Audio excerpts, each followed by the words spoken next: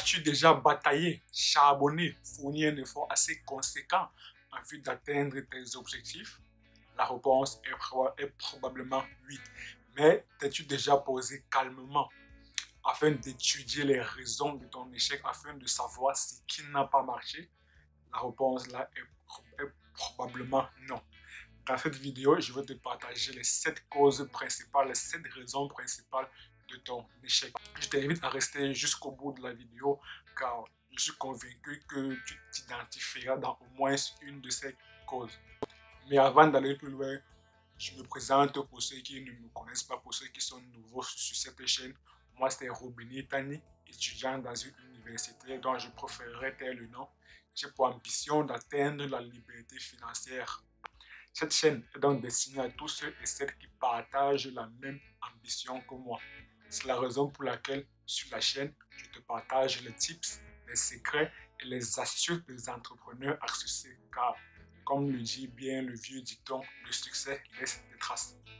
Alors, si ces secrets, ces astuces t'intéressent, tu as 2 choses à faire. La première, va dans la barre de description et télécharge gratuitement les 2 e-books que j'ai écrits. La deuxième, abonne-toi et active la cloche pour ne jamais rater nos prochaines vidéos. Maintenant que tu connais tes devoirs, voyons ensemble les 7 causes principales de l'échec.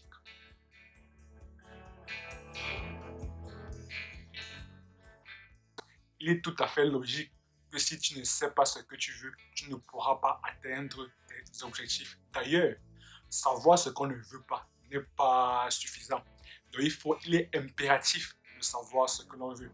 Et d'ailleurs, Sun Tzu avait dit, celui qui n'a pas d'objectif ne risque pas de les atteindre.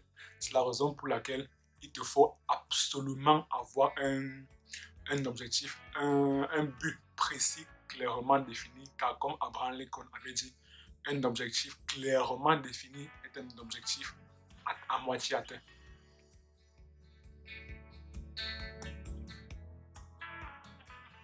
Même si tu as clairement défini ton objectif, même si tu as un but précis, tu peux connaître le fléau qu'on appelle la procrastination. La procrastination, c'est l'habitude de remettre à demain ce qui aurait pu ou même dû être fait aujourd'hui. Et le problème avec cette mauvaise habitude, c'est que demain sera toujours surchargé parce que demain, non seulement tu auras des tâches du lendemain, mais également tu auras des tâches d'aujourd'hui. Et si tu répètes cette habitude pour demain, ça fera que le surlendemain, tu auras des tâches du surlendemain, des tâches de demain et les tâches d'aujourd'hui. Et ainsi de suite, si tu répètes cette habitude continuellement, ça fera que finalement, ce qui aurait dû être fait aujourd'hui, tu ne pourras jamais le faire. Et c'est un peu le même habitude, bon, moi je suis étudiant, c'est un peu le même habitude, la même habitude des étudiants, l'habitude qui consiste à tout réviser la veille des examens. C'est la raison pour laquelle certains étudiants, et moi aussi, il y a certaines matières où je n'ai pas réussi à valider parce que j'ai eu la mauvaise habitude de reporter à demain des cours que j'aurais dû lire aujourd'hui. Donc ça, c'est une très très mauvaise habitude. Comment donc pallier à cette habitude, à cette mauvaise habitude? Tout simplement, il faudrait avoir une to-do list, donc une liste des choses à faire, une liste de tâches à faire quotidiennement. Donc chaque jour, tu planifies la liste, l'ensemble des tâches que tu as à faire dans la journée. Tu le fais ça de manière continue. Là, c'est un très très bon moyen de combattre la procrastination.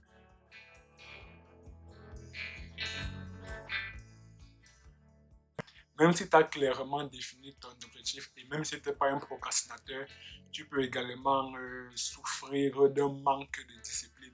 Donc, tu ne travailles pas de manière régulière ou bien tu travailles uniquement quand tu es motivé. Mais comme on a vu dans une des vidéos précédentes que je vais afficher soit ici ou bien ici, il me semble. Bon, tu vas voir s'afficher quelque part ici, soit ici.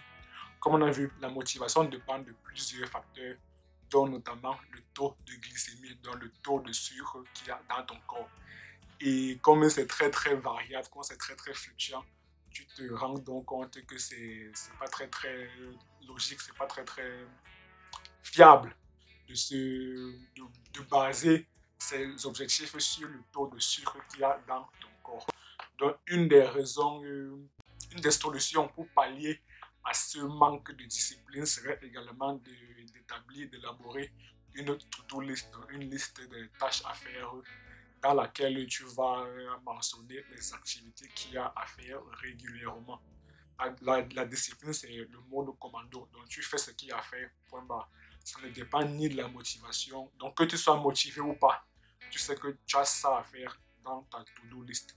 C'est un très très bon moyen de combattre le manque de discipline. Et c'est d'ailleurs ce que moi je fais, c'est d'ailleurs ce que j'applique quotidiennement. Et je l'ai commencé à appliquer il y a de cela environ un mois, un mois avant. Et je peux vous l'assurer que c'est très très efficace.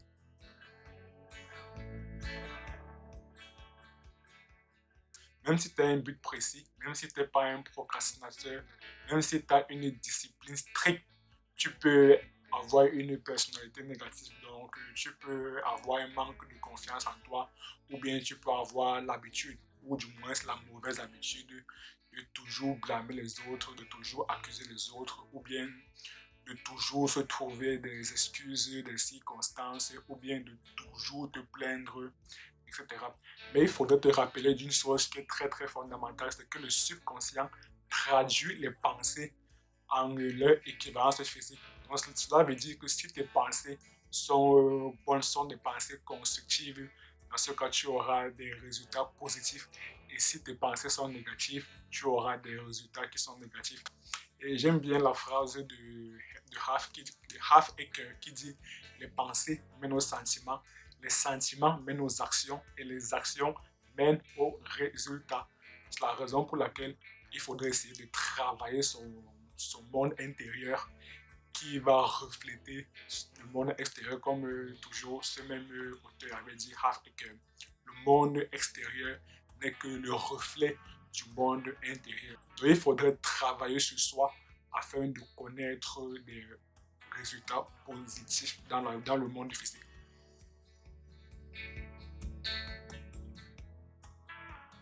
Même si tu as clairement défini ton objectif, même si tu n'es pas un procrastinateur, même si tu as une discipline stricte, même si tu as une bonne personnalité, une personnalité positive, tu peux toujours être sous l'influence négative de ton entourage. Donc que tu le veux ou non, tu seras inconsciemment influencé par ton entourage, notamment par le phénomène de neuro-miroir. C'est la raison pour laquelle j'aime bien également cette phrase de Jim Rohn qui dit on est la moyenne des 5 personnes qu'on fréquente le plus. Donc, dans ton entourage, identifie les 5 personnes que tu fréquentes le plus et pour chacun d'eux, tu tires au moins 20% de leur comportement. C'est la raison pour laquelle si ton entourage est négatif, est toxique, entre guillemets, l'un des moyens de ne pas subir cette influence serait de s'éloigner de ces personnes ou bien de réduire les fréquentations avec ces personnes si s'éloigner est un peu compliqué, comme par exemple si ton entourage toxique c'est un peu ta famille ou bien tes parents, tu conviens avec moi qu'il est difficile de s'éloigner d'eux. Donc tu peux au moins se réduire tes fréquentations avec cette personne afin d'avoir une meilleure confiance en toi et également travailler sur soi afin d'avoir des meilleurs résultats. Car, comme le dit bien Raf, est que le monde extérieur est le reflet du monde intérieur.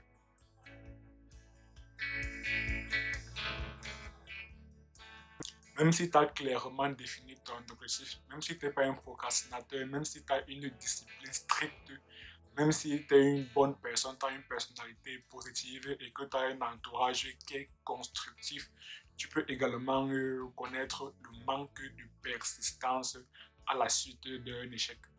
La plupart des personnalités à succès, pour ne pas dire tous, n'ont pas connu leur succès dès leur première tentative. Ils ont probablement et même certainement essuyé d'innombrables échecs avant de connaître leur succès. Mais les médias nous montrent que la partie succès, sans oublier vraiment que ces personnes ont essuyé d'innombrables échecs avant de connaître leur si grand succès. Donc les médias nous montrent que la partie émergée de l'iceberg. Et Et cela nous fait croire que c'est facile de réussir. Pourtant, la partie immergée de l'iceberg, qui elle est vraiment, vraiment profonde, ça, nous, on ne le voit pas. Donc, du coup, c'est pour ça que la plupart des gens de nos jours sont prêts à abandonner dès que survient la première difficulté ou bien le premier obstacle. Donc, il faut avoir en tête que le succès suit l'échec. Et pour aller plus loin, ceux qui ont connu un grand succès ont d'abord essuyé les plus grands échecs. Donc, il faut toujours se rappeler que, à force de tentatives, on finit toujours par réussir.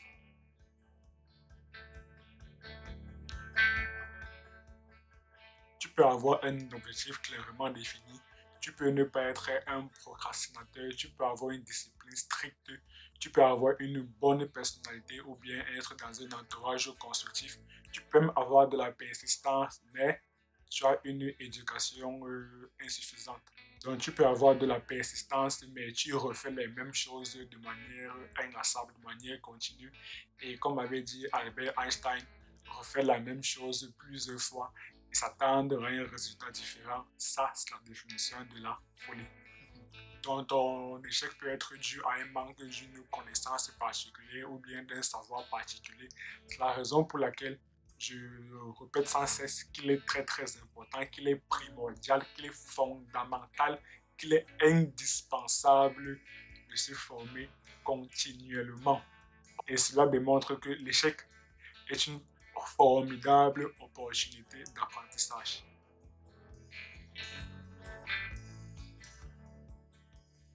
Nous sommes arrivés au thème de cette vidéo. Bon, on va faire un petit récapitulatif des 7 causes principales de l'échec. En premier lieu, nous avons l'absence d'un but précis. En deuxième lieu, nous avons la procrastination. En troisième lieu, nous avons un manque de discipline. En quatrième lieu, nous avons une personnalité négative. En cinquième lieu, nous avons l'influence négative de notre entourage.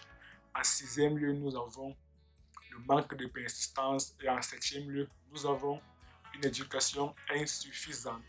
Si tu as aimé la vidéo, je t'invite à mettre un pouce bleu, à t'abonner et à activer la cloche pour ne jamais rater nos prochaines vidéos. Et également à partager pour que ceux de ton entourage qui ont connu un échec puissent savoir les causes de leur échec pour qu'ils puissent étudier tranquillement en tête reposer leur échec. Et je t'invite également à me dire dans la barre des commentaires si tu connais d'autres causes de l'échec.